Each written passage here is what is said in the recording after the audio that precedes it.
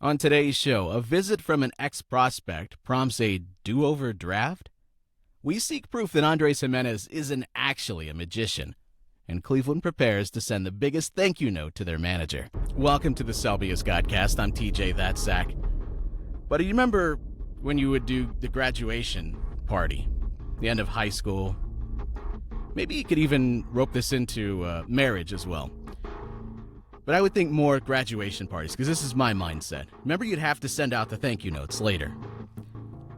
And you never knew what to put in those things. Dear whomever, thank you for the blank. It will be very important to me. Thanks again, TJ. I never knew. So it was just following like a Mad Lib style of a thank you note. Thank you for the money. It will help me in college. Send it off.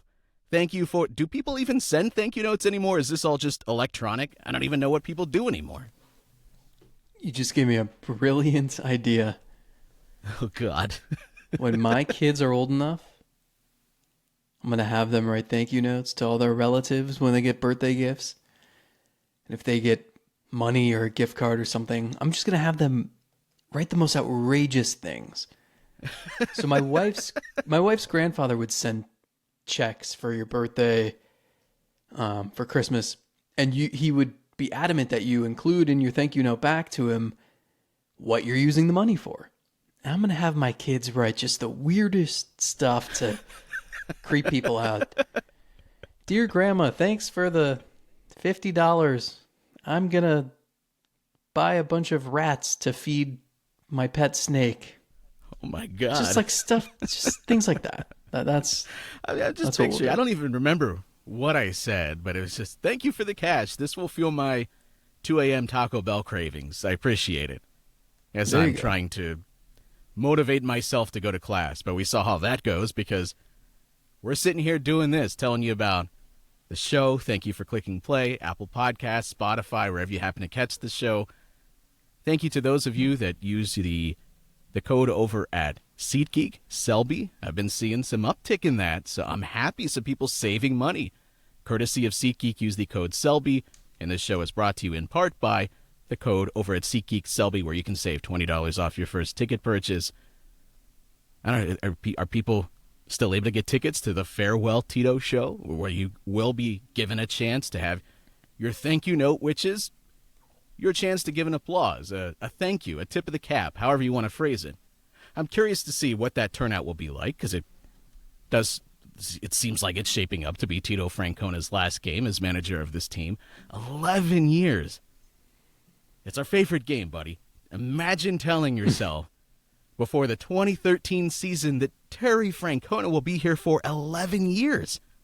What would you have said, and what would have been a successful run as Indians, now Guardians manager? Yeah, it's hard. I mean, I covered 2 years of Manny Acta. In my first year, the team started 30-15, and I thought, oh, the 90s Indians are back. It's just a little different. Instead of Bell and Ramirez and Tomey blasting home runs, it's Ezekiel Carrera with a squeeze bunt to drive in the go-ahead run. And then reality sunk in pretty quick, right? We thought they were going to be good. We thought they were setting themselves up for success in 2011. They traded for Ubaldo Gimenez. And then in 2012, they went 5-24 in August. Manny Acta lost his job, and you really didn't know what to think. So it's hard because no one expects 11 years. Francona didn't. Chris Antonetti, Mark Shapiro, Mike Chernoff, I've asked all of them that question. None of them anticipated 11 years. And, it's hard evaluating this prompt in Cleveland because there's a 75-year championship drought. So, that's looming over every sentence you utter. Where if you say, this is wildly successful, more productive than I ever could have imagined, there's always a yeah, but, right? And so, it still is. It had been so long since they had sustained success, and it took some time. 2014 and 2015 were definitely big bumps in the road. But that run in 16, 17, 18, 19 kind of, it was really good. And even though they didn't finish the job and they had disappointing postseasons in 17 and 18, didn't make it in 19, even though they won 93 games. I think it was a nice reminder. It's baseball in the city so strange, especially for us. We grew up in the 90s. That's what caught our attention. We thought that that's the standard and that's that's just how it is. Normal, yeah. Right? And when will it ever end? Imagine looking at that point. When do you see the finish line? Never. It will never end. But I think the thing that's crazy is that between the end of that run and 2016-17, they never put together back-to-back competitive years. So it was a reminder of what's possible.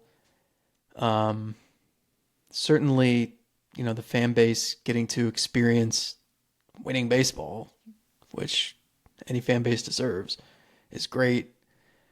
But it didn't have that perfect ending. The script is missing that chapter where the guy at the end of his long, successful Hall of Fame career ends another drought. And, it's too bad that never happened because it would have been a fantastic story to tell.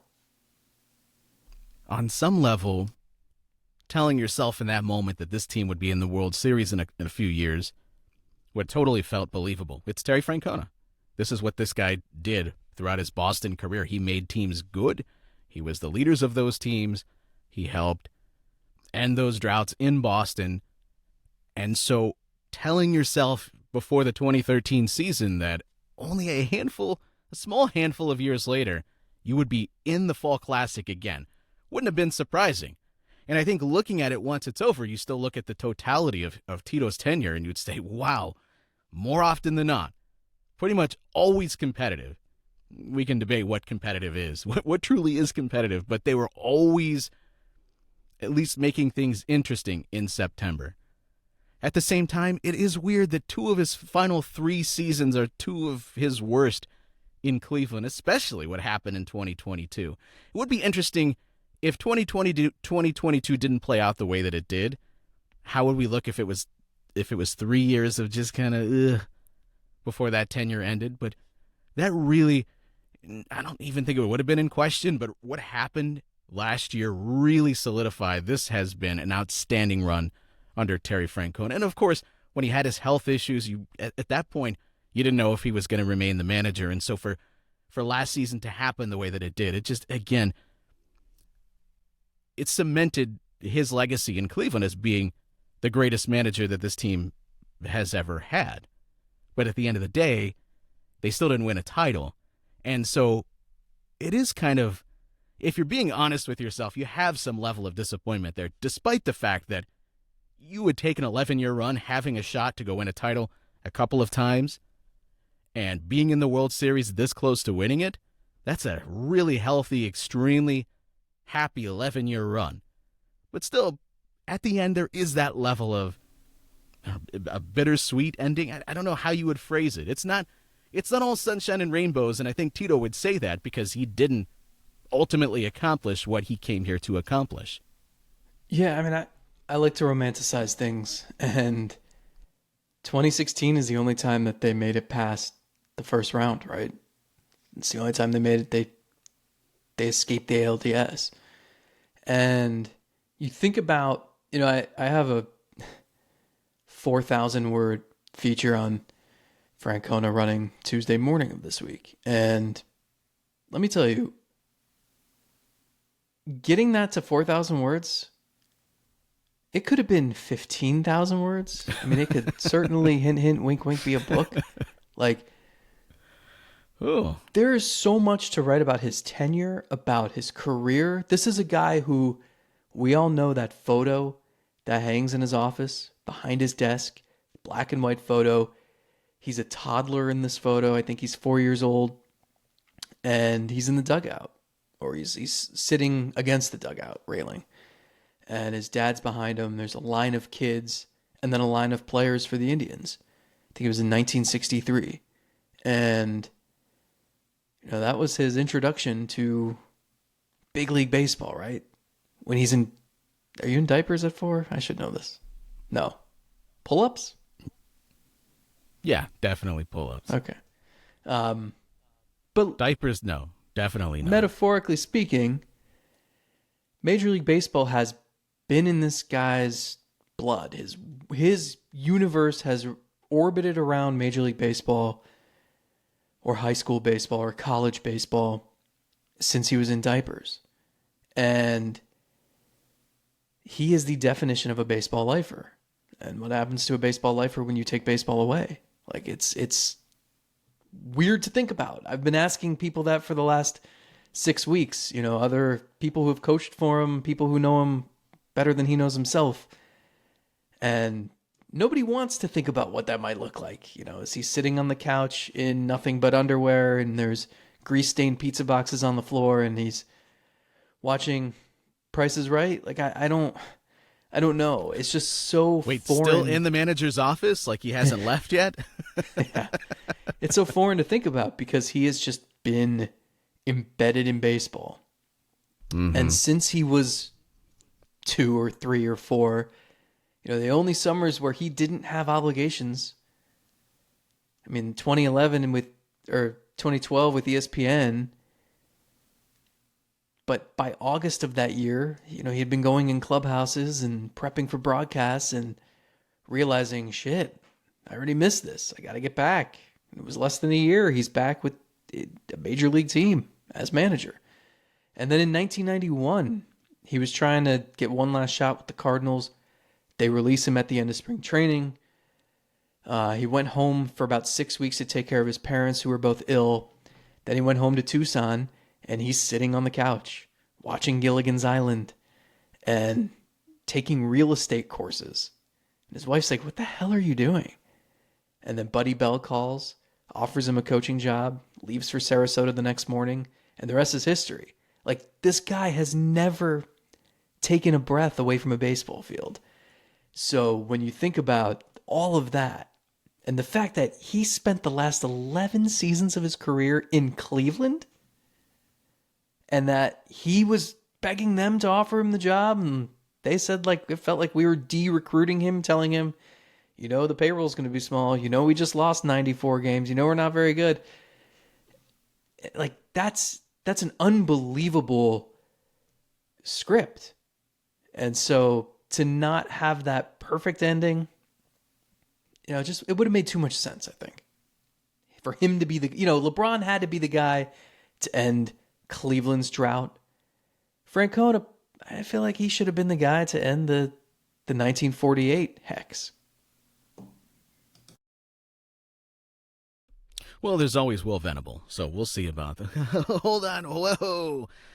We'll hit the pause button on that. And we were going to spend a lot more time this offseason looking back at Tito's tenure with Cleveland and the managerial candidates and what's going to become of that. We got plenty of time this offseason to get to that. But, of course, with the organization's chance to say thank you and in some ways goodbye to Terry Francona and the fans getting that as well, fitting that we discuss it. And I can't wait to read your feature, much like the feature you wrote today on the former Cleveland prospect, now Cincinnati Reds outfielder who's had a very good season with the Reds, and all Guardians fans are wishing he was still here, Will Benson. First of all, tremendous story. Loved it. If anybody hasn't read it, go check out Zach's Twitter feed. Go find a link to it. It's everywhere today because everyone truly loves it, so you did a great job there. Before we get into kind of this connection to Cleveland and what we have planned today, when you read a story like that, what do you feel after it's out there? Because oftentimes you talk to somebody, in this case a player, where there's some personal tragedy, there's something that impacts them emotionally, and on some level you would never want to write a story like that. You would much rather everyone be happy and great and everything. No one has to experience anything like that. But at the same time, I would think it would be therapeutic and for the player to talk about something, to bring something to light that maybe not everybody knows, and you want to honor the player or honor the person in that player's life. For you got an opportunity to do that. You provided the voice. So how do you feel internally about writing about something that's heart-wrenching And you know people are going to feel something emotionally when they read it. But at the same time, like, it is a positive because you're bringing this player, this person, this coach, this front office member, it's bringing it out to light and something they want to discuss, and you can kind of put it out there for everybody to see. How do you put that together internally? Can't figure that out. Yeah, this one was interesting because it kind of was 5 years in the making.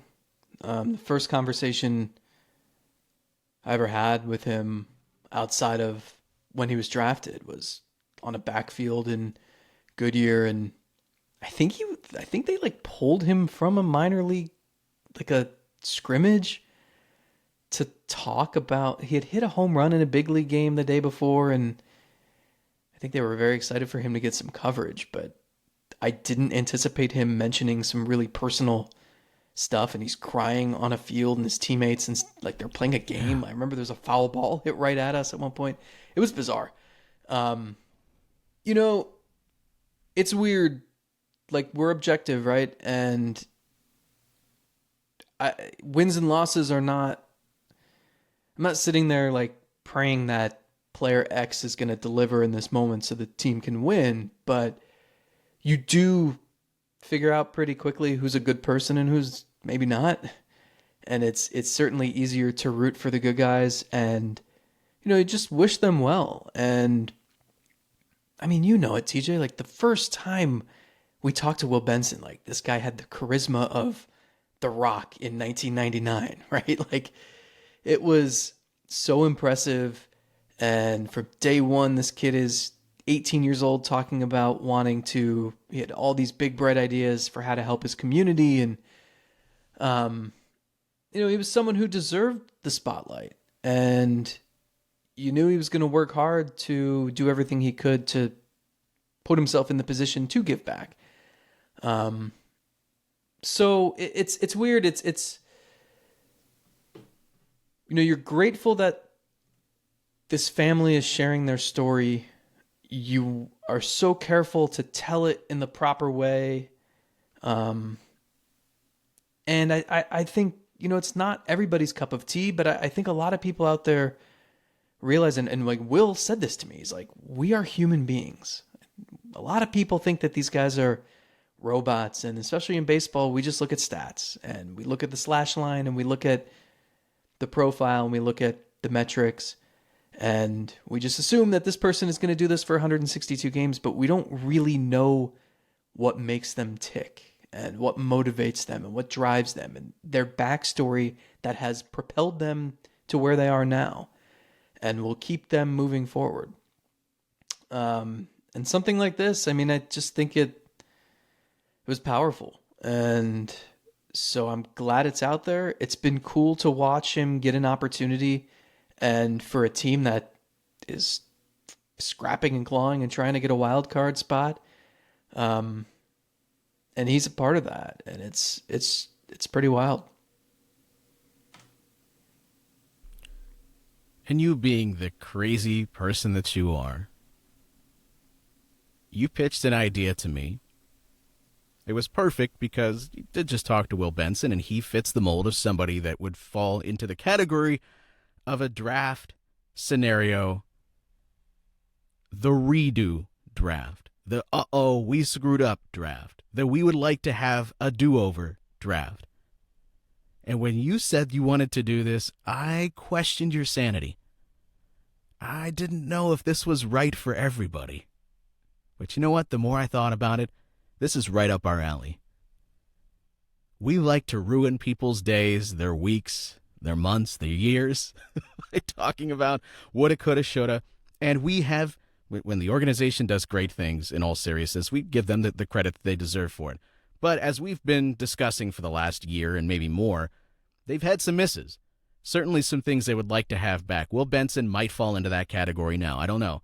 Privately, if you gave them truth serum, would they say they regret trading him away to Cincinnati and believing in Oscar Gonzalez and Will Brennan and Myles Straw and the rest of this outfield that's not named Stephen Kwan?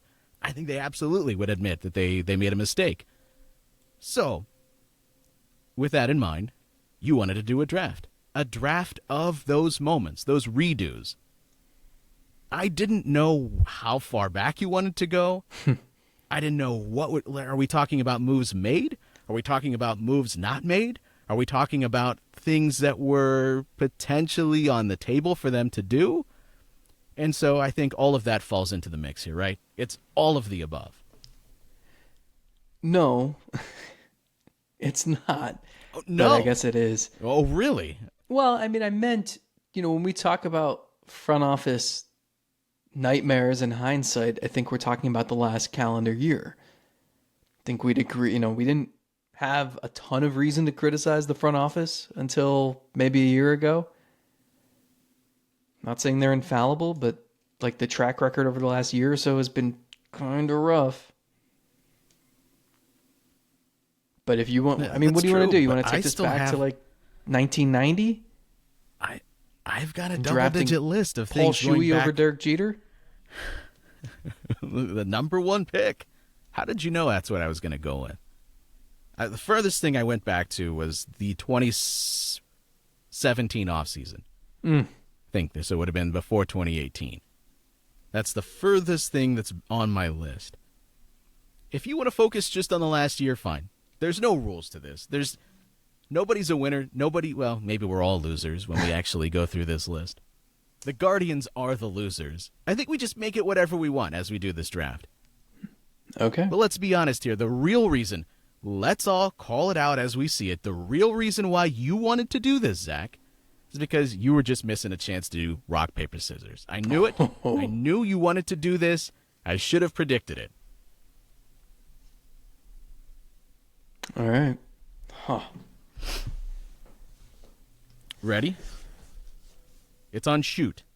Hang on. Let's get this all out of the way. Let me strategize. No, there's no strategy. Let's go. We're 22 minutes in. You know how this is going to go. I don't want to make this an hour and a half episode. A practice of rock, paper, scissors? You've been doing rock, paper, scissors since you were Tito's age in the dugout. No, there's no practice. Let's go. I don't know. Hold on. My fingers are sore from typing so much. Let me stretch. I'd like to have a redo on this draft, admitting that I'll do it, based on the way that this is going right out of the gate. Come on, let's go. So it's rock, paper, scissors, shoot, and I make my motion on shoot? You don't do 1, 2, 3? No, rock, paper, scissors, shoot. Okay, do I say shoot and then do it? Do I do it simultaneously? As you're saying shoot, throw down your weapon of choice, yeah. Okay, and then we're just doing the 3? 3 choices? What else are you going to mix? A bazooka? I don't know, do you want to do like a wild card? Let's go. Rock. Hold on, wait. Paper. My internet might be lagging a little bit. Come on, I got a new router. Let's go. All right, ready? Rock, paper, scissors, shoot. Gotcha. What is that? Scissors, man. Scissors. That came pretty late. I'm gonna be honest. Oh, kind of lagging over here. All right, you got first pick. Go ahead. Well, so this is the worst thing they've done. I mean, I didn't go back as far as you, so you can have. If you want to go the Yandy route or the Gomes trade or the I don't know, the Dominic Leone DFA, fine. You're taking this way too seriously. I that's life, man. That's how I roll. I will go trading Junior Caminero for Tobias Myers. That didn't happen in the last year. So I don't want to hear it. I mean, I'm going with one where we don't even know if the guy they gave up, I mean, he hasn't proven himself in the big leagues yet. So who knows how this will turn out?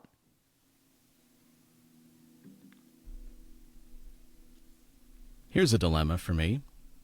Do I take, if you said it as if I do it, then you're going to rip me for it being obvious, but if I don't do this, then you'll just take it with your next pick, and you'll have both of these humongous. No, that one's too obvious. I'm going to say, since this can be anything we want, including there were rumors of this happening and that it fell through despite the fact that they had interest, I will go one step further than the catcher, not trading for Matt Olson. Not pulling the trigger on getting that done. Because that dude, look at the stat line for Olson this year. What are you giving up for him? What do they want? It's Oakland at the time.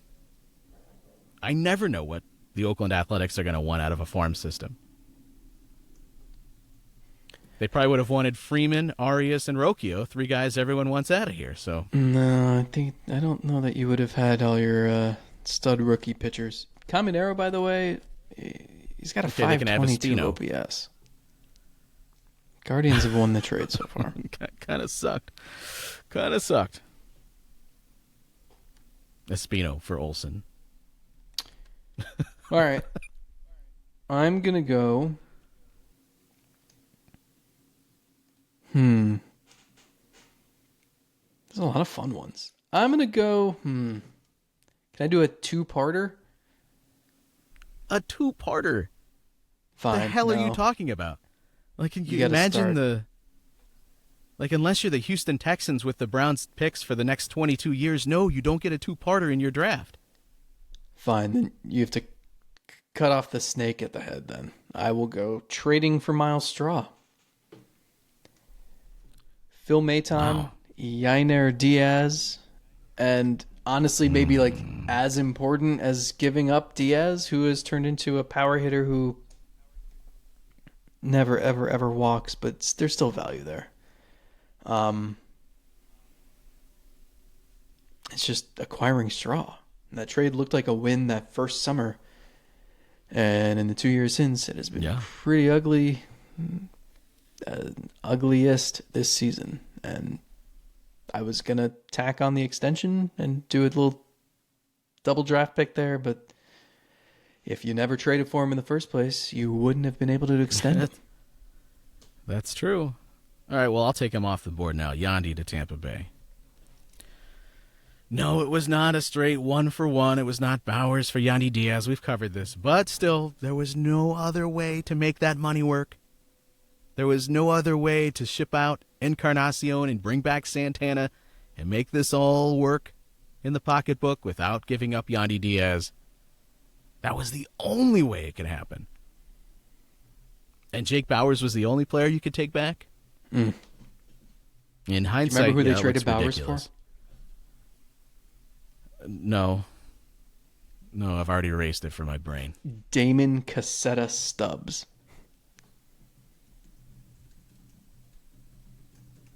Cool. Awesome. Who is currently pitching for Ottawa in the Frontier League. It doesn't sound like at the age of 23. Affiliate. 24. Yeah, no. All right. I will go. I'm going to go trading Will Benson. The reason I go him over maybe Nolan Jones, first of all, I mean, Brito is maybe going to be a good player, but I don't... The pitcher they got for Benson, his walk rate is like astronomical. The hitter they got for him, who was, I think, a second-round pick, didn't hit it all and then got injured, and who knows, jury's out. The point is, it doesn't even matter. At least Brito might be able to help the Guardians next season. The guys they got for Benson are not close, and Benson could have played center field. He certainly could have played right field. He could have just helped immediately. And if you're going to trade one of those guys, fine. You felt you had a logjam. You believed in Will Brennan and Oscar Gonzalez, fine. But you traded Jones for a guy who had to be on the 40, so you didn't clear any roster spot there. And you traded Benson a week before spring training. Like, why did you feel like you had to do that? Couldn't you have done that trade at the end of March? Or if you felt confident in your outfield? Very strange. And he was like exactly the type of player they were missing this season. Power, speed, defense, just draws walks. Like the changes he made in AAA in 2022, the reason he went from a guy who went unprotected in the Rule 5 to a guy who was in the majors, like those changes stuck. Strikeout rate's still a little high, but it doesn't make him unplayable. And he starts every day against righties for the Reds, and he's got the second highest OPS on that team. So that is one that I continue to not understand. And I don't see how people could justify it. Whereas the Jones one, okay. Well, you put in all the hard work already. You put all the effort into getting Benson to being a playable major league player, and then you traded him away. What? Usually it's like, well, he does have all these raw skills, but that's a long road. We just don't think we can get there, so you trade him away. No, you put in all the effort, all the work to get him to being, if nothing else, a guy that had a very interesting skill set. The yes was still very raw, but you chose to go with Brennan and Gonzalez, and I could go the straw route in here and say, by choosing to believe in Gonzalez, that led to maybe you trade Jones, maybe you trade Benson in these situations. Now, Jones, because you'd got Brito, who really does look fantastic. It hurts now, but maybe it doesn't hurt so much in the future. Maybe it doesn't hurt at all in the future. We'll see.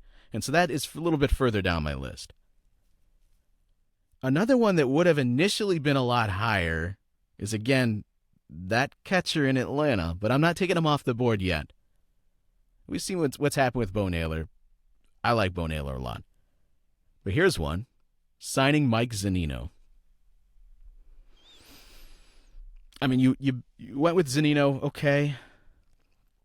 There was a chance, there was some scenario where he ended up being an upgrade of what you've had at that position. Sure, I'll listen to that, but we all knew it pretty quickly. After that first, 2-3 weeks of the season where he was actually contributing, after that, I don't know, within about a month, I think we all could look at that and say, this is a guy that's, if he's going to get right, it's not going to be this year, and it's probably not going to be for this team. And you've got this other guy down at AAA that is kicking down the door, and it's demonstrating he should be up here right now. That was silliness. The fact that it took as long to get Bo Naylor up here and Zunino out of here, still a little bit mind-boggling to me. So I'll say signing Mike Zunino, period. I'll take that with my third pick. Yeah. It didn't cost much. They should have cut the cord earlier, but you did need someone to pair with Naylor, even if you wanted Naylor up earlier than he was up. So, I certainly understand that one. Anyway. So maybe it's just in the wording. Pick, it's not signing Zunino, it's sticking with Zunino as long as they did. Fair. So I'm going to pull the old draft a running back in fantasy football and then also draft his backup just to be safe. Okay, can't wait. I'm going to go Myles Straw extension. Okay, they're stuck with this guy. First of all, if I would have told you he'd have a 575 OPS, how many plate appearances would you guess he would get?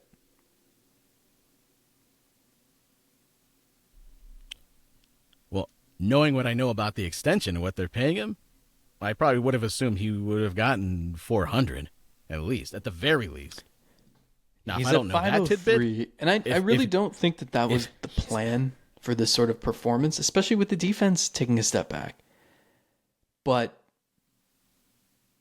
since Gonzalez and Brennan gave them nothing, it's sort of like there wasn't enough pressure to get him out of the lineup. You didn't have guys breathing down his neck. Valera didn't force the issue. They owe Straw $4.9 million next season, $6.4 million in 2025, $7.4 million in 2026. He's not going to get faster. He's not going to get more bat speed. That's going to be rough. Like maybe they can attach a prospect to him and swindle someone this winter, but that's really tough. And he'll turn 29 in a few weeks. That's stupid too. because that amount of money should not prevent you and should not force you to trade a young player to get rid of that salary, because that should not be standing in the way. Yeah, you shouldn't be paying him that amount of money, but it's not so crippling that you can't just spend that amount of money and spend a little bit more. That's silliness. This team can't be giving away players and young prospects to clear what should be a very little amount of money. I'm not yelling at you. I'm but yelling at the idea. This is why I'm drafting this decision, is because, I mean, at 2026, you're going to have a 31-year-old, and maybe you can eat the money then, but okay, like next year, when this guy still has 13, 17, 18 million on the books over 3 seasons, about 18 and a half.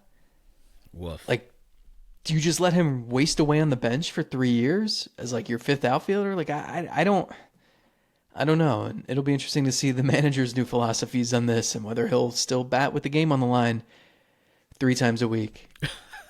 But that extension made a lot of this possible. With no extension, they're able to move on quicker.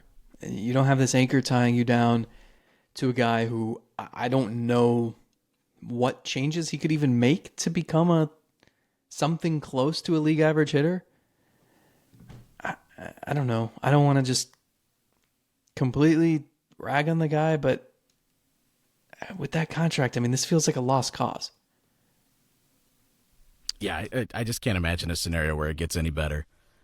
And I was willing to give him a little bit of a shot this year because he's still, if you go back to the year that he was acquired and when we first saw him, like that hitter for the entire season. I know he had some dips with Houston before they acquired him, but he came over here, was really good. And so if he was just that, if he was 10% below league average and the best defensive center fielder in the game, if not, top 3, somewhere in there, valuable player, no problem with this extension. And that's what they thought they were getting. Even if he took a step back from that, it wouldn't look horrendous. He's unplayable for many, many teams. If you're a team that's legitimately trying to compete, he's unplayable for you. Unless you got the rest of the 8 other Braves hitters and him. That's the only way where it works. But he has to be an elite defensive center fielder, and he hasn't even been that. And he's got to steal bases, and he's not doing that a ton. So, yeah, it's hard to imagine a scenario where that gets any better. So, this would have been further up the list at the beginning of the season. It gets kicked down now. Not trading for Sean Murphy.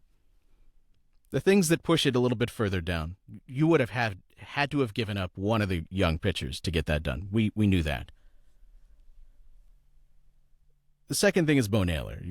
We all look at what he is becoming this year. We're excited for where he can go. And I mentioned this the other night in the Discord. Is there a chance where he becomes the better Naylor hitter? More so than his brother? Is there a scenario where that could happen? I don't know. It's interesting because they don't completely do things the same way. Bo's much more willing to take his walks and maybe even has... Does he generate more power? But it's weird because the metrics would tell you that Josh is the better raw hitter. There's more exit velo in there. There's more consistently hard hit balls. But we'll see with Naylor. Let's get back to the point with Murphy. The reason why it still is on this list, let's say you trade for Murphy. He's over here. He's doing all the terrific things he was doing for the Braves earlier in this year. You still bring up Bo Naylor. The one thing we said, the two of them can coexist. But also, if there is a scenario where Bo Naylor comes up and looks like this guy, what is preventing you from then turning around and trading Murphy yourself? This very next offseason, it was never the end of it. If you believed Murphy was a good player and you believed Naylor was a good player, you get them both in here, you have a season with them both. And if at the end of that you decided, we're going to part with one of them, you could have recouped some of what you lost in the trade and maybe addressed a different part of your roster. So it still is on this list despite the fact that it maybe is not as painful as it certainly felt in March and April, and you're seeing Murphy dominate baseball at the beginning of the season. All right, with my 5th pick, I'm going to go with the Josh Bell signing, which I liked at the time. Thought he was in for a really nice season with shift restrictions. Didn't happen. And for a team that is unwilling to spend money, you reached a point where you were so scared that he was going to opt in to next year's salary at $16.5 million that you traded him, and now you saved a little bit of money, but you're still on the hook for Gene Segura. So now you're definitely not getting anything out of the money that you've allocated to him. So yeah, maybe Khalil Watson turns into something down the line, but that was a bust, and it was an expensive bust, and it was a bust at a position where you really, again, it was a guy who you had to keep giving at bats, right? You had to let him try to figure it out for multiple reasons. Number one, you needed production in the middle of your lineup, and number two, the better he played, the more of a chance you didn't have to pay him next season, or he just figures it out and he's good for you next season. So the metrics were suggesting that he was not all awful, even when he was here. So it's not surprising that he went over to Miami and then broke out a little bit. We all kind of saw that coming. So they needed to hit on that, and I'm surprised they didn't. With 22 with homers. The Marlins, I mean, he's got an 839 OPS, 11 home runs. So it's more in line with what he's done in his career. Oh, yeah, that's what they were asking for. That's really it. Yeah, and he just never looked like that guy that you were like, okay, he can carry the offense for 2 weeks. Well, it wasn't all on Bell either. The decision to make that trade was also because of all of the other factors of where they're at in the standings, the fact that this was a team with a lot of young... Look at the starting rotation now, what it is. Now imagine if somehow they had managed to stick around the race and you're trying to build now a playoff rotation. Well, you've got a lot of youngsters that are shutting themselves down. And I can't trust McKenzie yet. I can't trust Bieber yet. Imagine being... So that was part of why they opted to trade Bell. Because what are you holding on to him for? At this point, you knew that it was going to be a long shot, and so you make the trade despite the fact that overall maybe a 106 WRC plus wouldn't have been exactly what they signed up for, but still 22 home runs on the season. It's kind of close to what they would have hoped for from him, and I think, honestly, that's probably what they set the realistic floor to be. So it's weird. There was more at play than just, obviously, Bell, but yeah. Did not go the way they want. How about not trading a shortstop? Because there were 42 chances to do it at some point, and somebody's going to be the odd man out here. Whether it's Tyler Freeman or Jose Tena or, Brian Rocchio, Gabriel Arias, somebody's going to be just kicked to the curb at some point. And I'm not saying you could have traded one of those guys for this game-changing offensive talent, but maybe you could have traded them for something else you could have needed, instead of just having them waste away on the bench or be someone that you don't know how to use them. And it did not sneak up on them, because it's been mentioned on this show for about the 5th consecutive offseason. We're coming up on that, I think. You could make a case that this should have been the number one pick.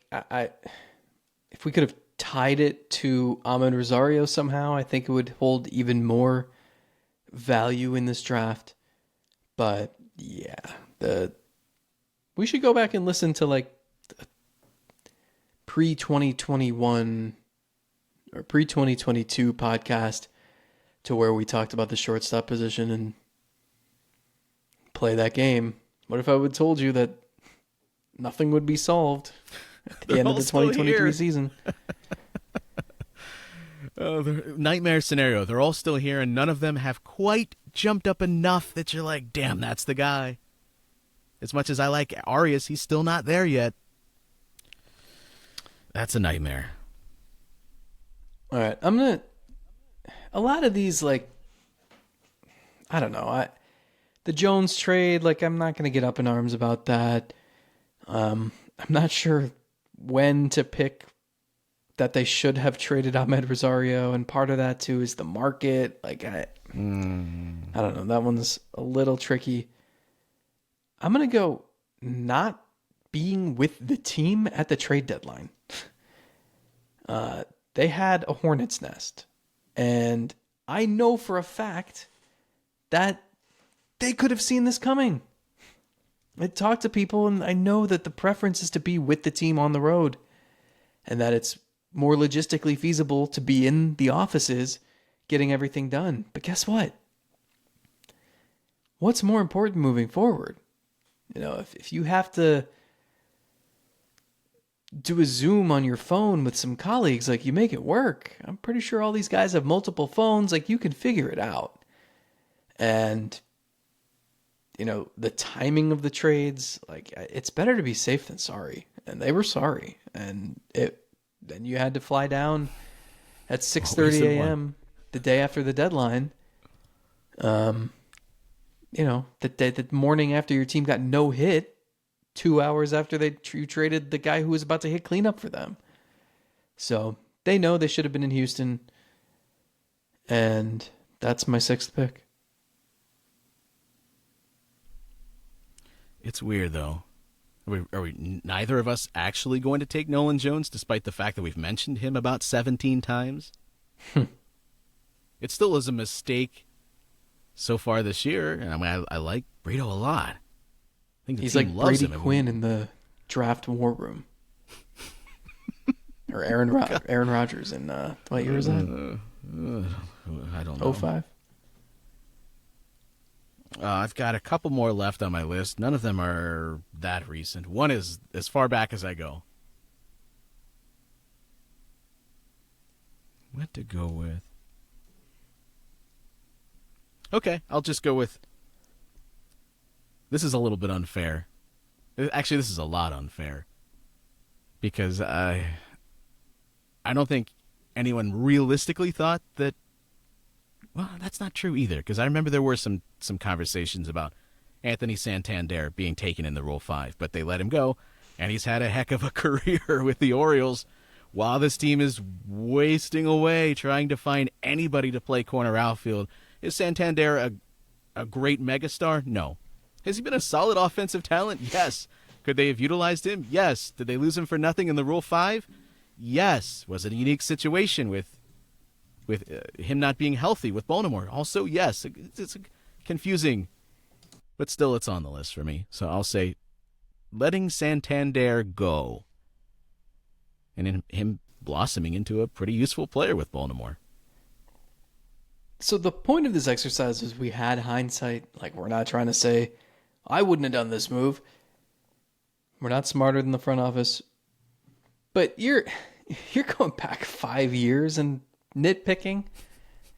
That seems a little unfair. I said it was. I said it was unfair. I know it. Before I make my 7th pick, final pick. Is this the last pick? Okay, good. I did want to give an honorable mention. Might as well name a 3rd trade with the Rays that they probably wish they wouldn't have done. When they dealt Ruben Cardenas to the Rays, who had an 833 OPS in AAA this season. But the main point there is they got Hunter Wood and Christian Arroyo. Neither guy did much in Cleveland, but they occupied 40-man spots. First of all, don't help the Rays by clearing up their 40-man problem, but also the 40-man clutter had been an issue for this team for a few years, so that played into it. That's my honorable mention. But I will go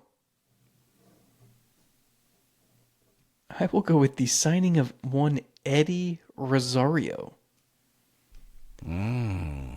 That was their big splash entering 2021. And remember, they were a playoff team in 2020. I think our expectations were tempered going into 2021, but that was their big move. Another guy who seemed to have a high floor because he was so good at making contact on any pitch in or out of the zone, and just did not work in Cleveland. And then they dumped him for Pablo Sandoval, who never stepped foot in Cleveland. And then Rosario was the NLCS MVP, the postseason hero for the Braves on their march to the World Series. So it just seems to be how it works. But just another, they've taken these stabs, and Mike Napoli worked fantastically. But the majority of these do not. Well, that's the point. These one-year deals are just that. You can't base your entire team around hitting on that all the time. You can't. It's the nice added bonus when it does. And it's the cherry on top. But it can't be the actual ice cream holding up the entire sundae. And for Rosario, he's still an above-average hitter. He's got, 21 bombs, I think, this year? 21 with Atlanta, 104 WRC+, and playing the majority of the time for the Braves. So at the time it was like, well, this guy's career might be over, and so I understand just kicking him to the curb, and he's actually gone on to be a useful player again with the Braves. He had a tough year last year, but again, back to being a good, semi-good hitter. It is exactly how it goes. Okay, last one. For me, somehow we're not going to take Nolan Jones, although I think just we acknowledged it throughout this fun exercise or not so fun exercise. How about just letting Harold Ramirez go?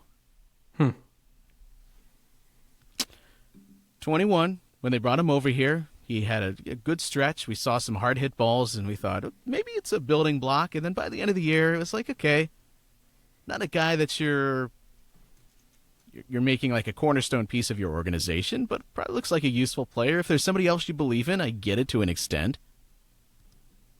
But he also had some kind of like, I'm not saying they're similar players, but in terms of unique skill sets, he had a unique skill set like Benson did. He hit the ball so hard. And you thought, okay, he's going to Tampa Bay.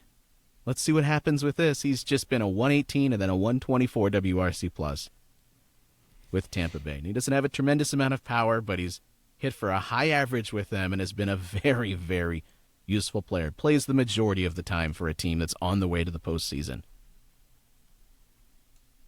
So that's a big whoops.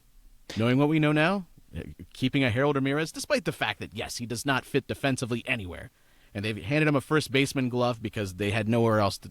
They didn't know what to do with the guy.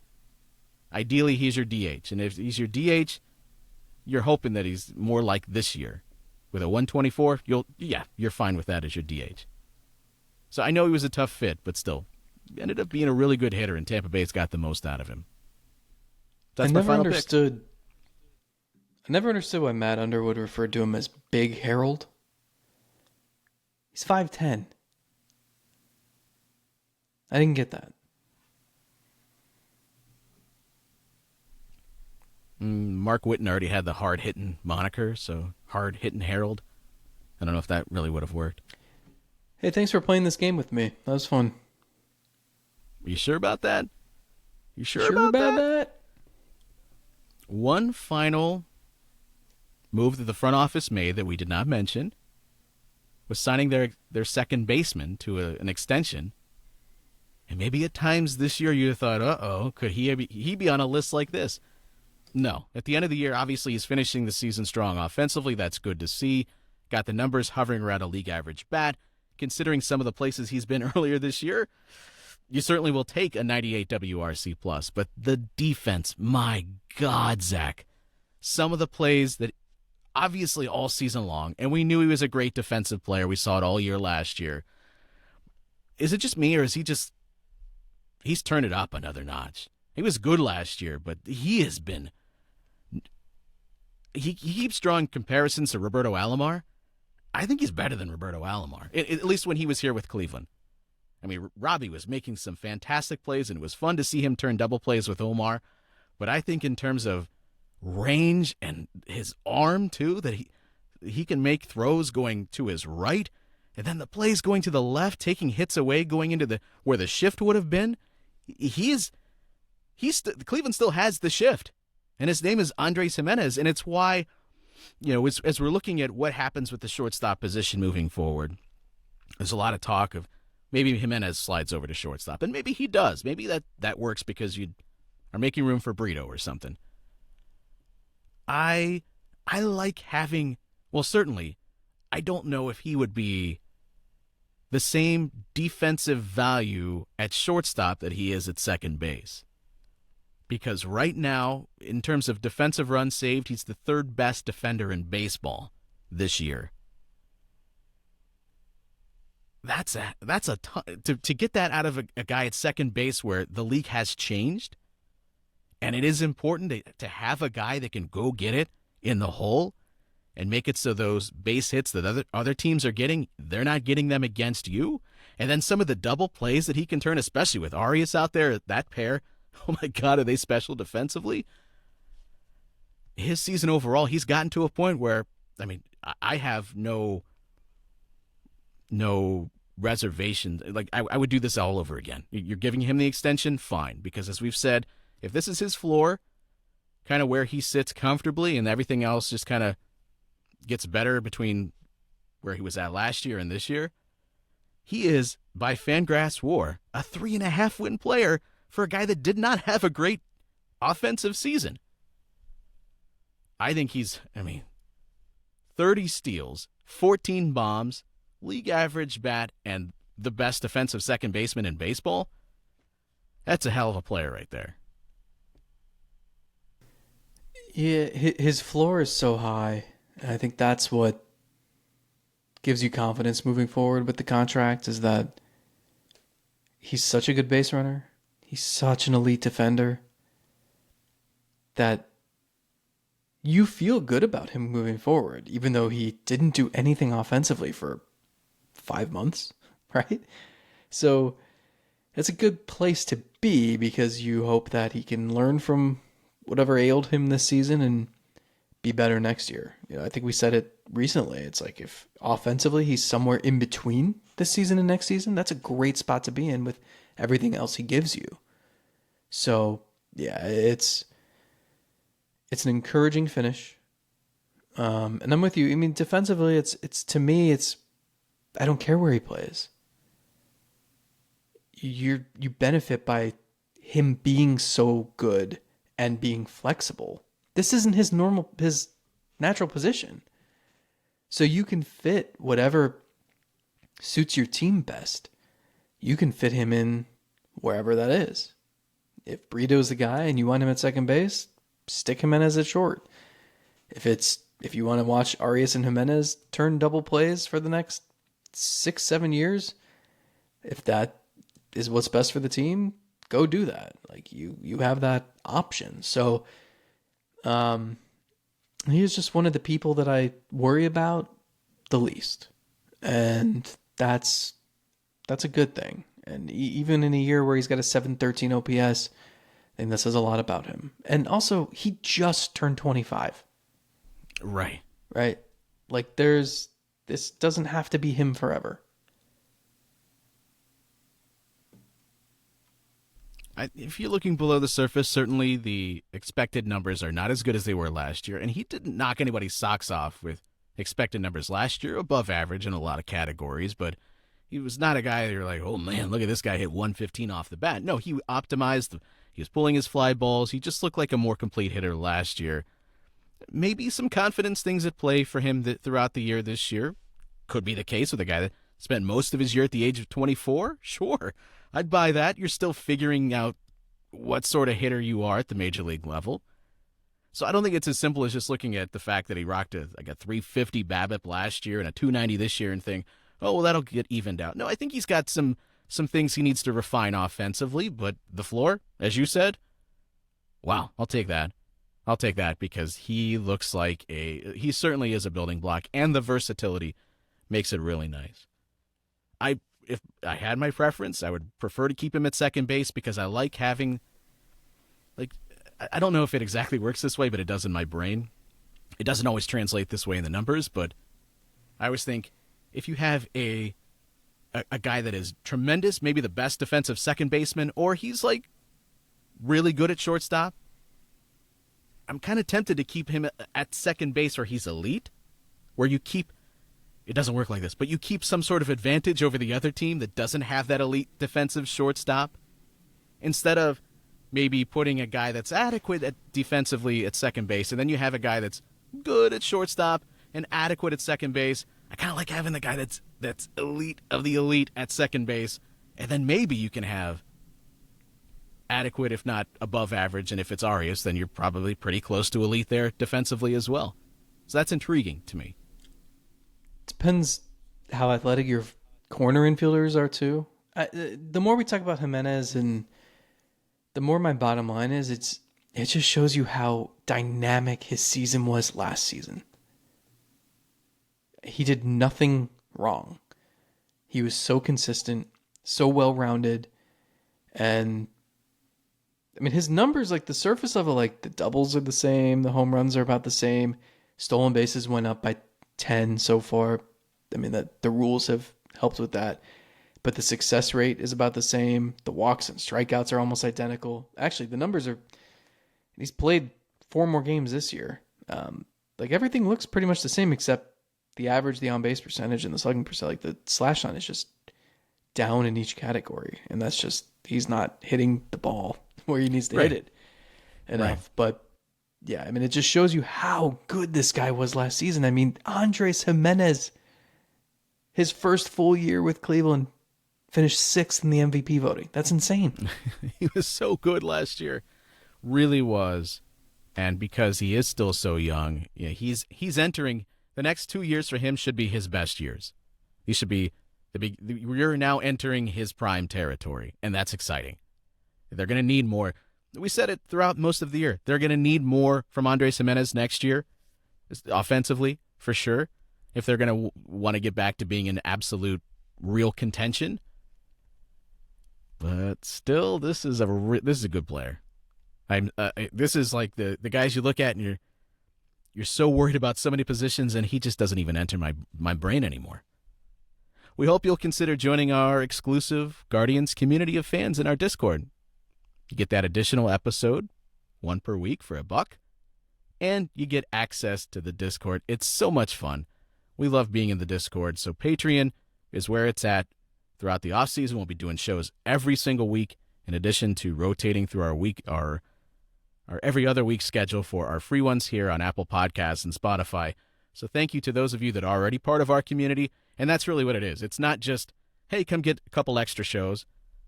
No, it's a community that I am so proud of, that I love that the fans have taken it and made it their own.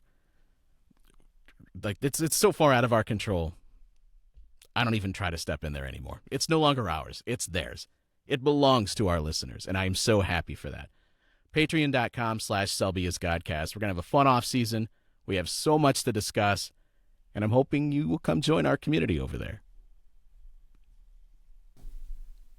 5 more games. 5 more games. 5 more chances for me to buy you a beer. As a thank you for joining our Patreon, for leaving us a 5-star review. And then we go dry for the winter. I don't know, if you catch us out somewhere, we still need to work on that. I know a lot of our listeners are spread out across the country, across the world. I've seen the numbers, but we got to work on that somehow. Bring some of us together in more than just a Zoom variety. Selby is Godcast Vegas week? I don't know. That might not be so smart, I'll be honest. Might need to sell a few more SeatGeek ads.